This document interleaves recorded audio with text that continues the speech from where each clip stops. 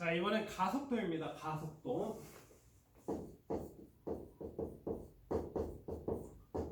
가속도라고 하는 것은 방송 보신 분들은 알겠지만 속도의 변화를 나타냅니다.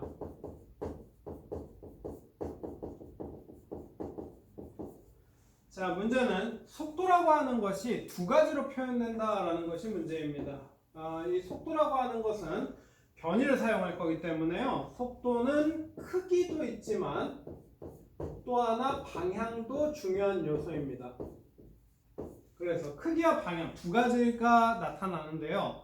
자, 그러다 보니 속도가 변화한다라는 얘기는 첫 번째, 속도의 크기가 관건이 될 수 있습니다. 무슨 얘기냐 하면 속도의 크기가 일정할 수도 있고요. 속도의 크기가 변화할 수도 있습니다. 자, 또 한 가지. 자, 속도의 방향도 생각해야 됩니다. 속도의 방향. 역시 마찬가지로 속도의 방향을 고려했을 때 속도의 방향이 일정할 수도 있고 속도의 방향이 변화할 수도 있습니다.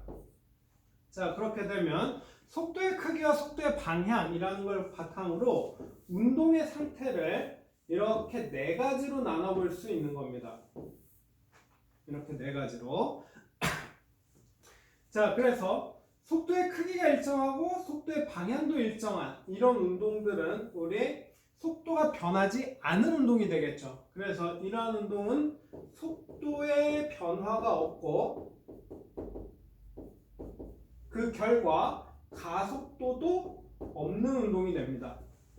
자, 그러나 속도의 방향은 일정하지만 속도의 크기가 달라질 수 있습니다. 이런 운동은 대체적으로 직선상에서 발생하는 가속 운동이 이에 해당합니다. 자, 그런데 굉장히 특이한 케이스로 속도의 크기는 일정하지만 속도의 방향이 끊임없이 변화하는 녀석들이 있습니다. 이런 운동은 대표적으로 원운동을 생각하시면 될 것 같습니다. 원운동. 돌아가는 운동이 여기에 해당하고요. 자, 마지막으로 속도의 크기도 변화하고 속도의 방향도 변화하는 것, 이것은 우리 일상생활에서 발생하는 대다수의 운동이 여기에 해당한다라고 보면 됩니다. 자, 이제 그 방송에서 보면 알겠지만 그 굉장히 중요하게 강조하는 운동이 두 부분이 있습니다. 물론 대다수의 운동이 중요하지만 속도가 변하지 않는 이 녀석과 직선상을 따라서 움직이는 이 두 가지를 비교해 놓은 것이고요. 속도가 변하지 않는 운동을 우리는 등속 직선 운동이라고 부릅니다. 등속 직선 운동. 등속 직선 운동은 속도의 크기와 방향이 모두 일정하다라고 보시면 됩니다. 자, 그리고 이제 속도의 방향은 일정하지만 속도의 크기가 변화하는 운동으로 등가속 직선 운동이 있는데요. 이 표현이 좀 헷갈립니다. 얘는 가속 운동을 하지만 운동의 방향이 변화하지 않는다라고 쓸 겁니다.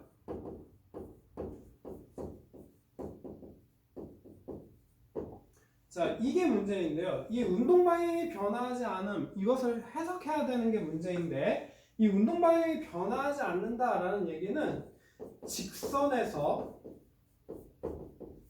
벗어나지 않는다입니다.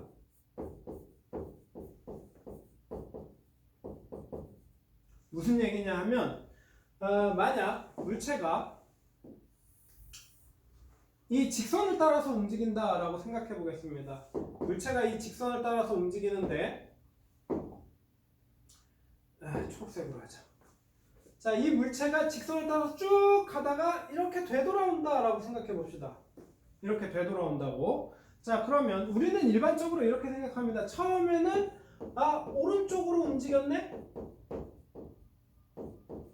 근데 왼쪽으로 움직인다? 이걸 가지고 운동 방향이 변했다라고 이야기하죠. 운동 방향이 변한다. 자, 근데 얘는 직선을 따라서 오른쪽으로 움직였다가 직선을 따라서 왼쪽으로 움직인 거기 때문에 속도에 대해서 이야기를 하면 오른쪽 방향으로 플러스의 속력을 지닌다. 그에 반해서 왼쪽으로 움직인다가 아니라 이 표현을 다시 오른쪽으로 마이너스의 속력, 크기를 지닌다. 이렇게 표현해 버릴 수 있습니다. 그렇게 되면 둘 다 오른쪽으로 움직이는 상태를 유지하는 것이 되겠죠. 그래서 등가속도 직선 운동에서는 방향이 변할 수 있습니다. 갔다가 오면 변하는 것이 되겠죠. 이 지점에서 방향 변화가 나타날 겁니다. 하지만 직선에서 벗어나지 않는다라는 의미에서 등가속도 직선 운동으로 해석하셔야 됩니다. 이 부분 헷갈리시는 분들이 많은데 등가속도 직선 운동에서의 핵심은 직선입니다. 직선을 벗어나느냐, 직선에서 벗어나지 않느냐. 그래서 가속도가 일정하고 직선상에서 움직이면 우리 등가속도 직선 운동이라고 부르고 있습니다.